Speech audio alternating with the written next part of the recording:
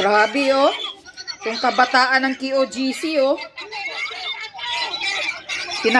Tulungan na itong mga hinayupak na mga pulis na to. Mga tarantadong abusado. Pati bata, pinatulan, oh. Ang dami nila.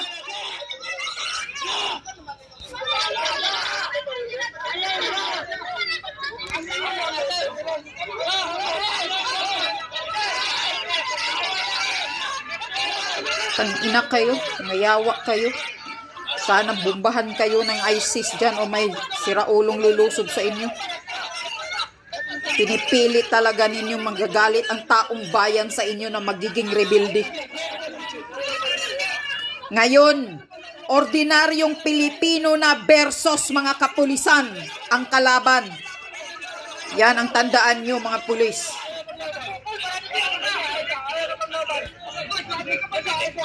Mga wala kayong puso, may mga anak kayo, may mga asawa kayo, mga nayupak kayong mga demonyo kayo.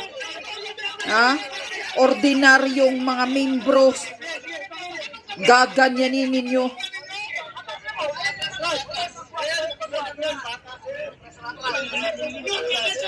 Ha? Teenager yan.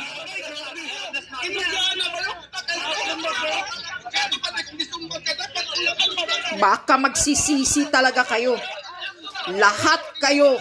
Wala kayong palalagpasin ng mga abogado ng KOGC. Kakasuhan kayong lahat. Mga hinayupak kayong pulis. Ngayon, mga taong bayan, ordinaryong mamamayang Pilipino na versus mga pulis ang kalaban natin. Kalaban natin ang mga pulis na ngayon. Mga sinungaling talaga. Kasi mga siraulo yan eh. Kaya mga sinungaling, gusto pang baliktarin.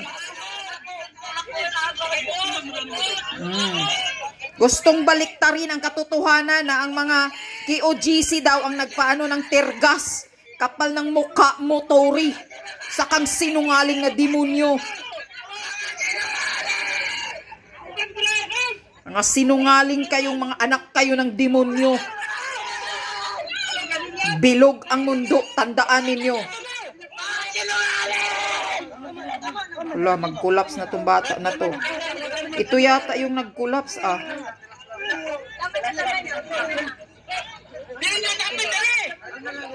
Oh, ito yan siya, oh, ang nag-collapse.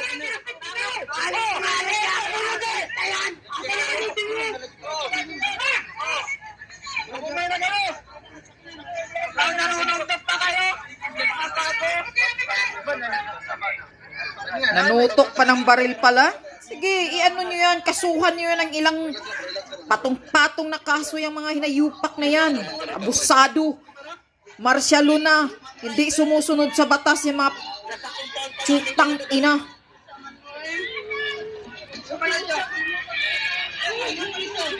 Grabe, ilak-ilak mo mga tao.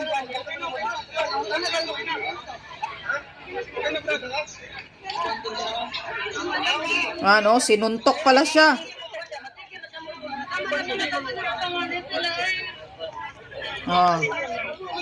Wag niyong kayong magpapatawad.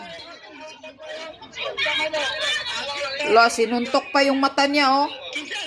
Kasuhan niyo, wag niyong patatawarin yung mga hinayupak na yan.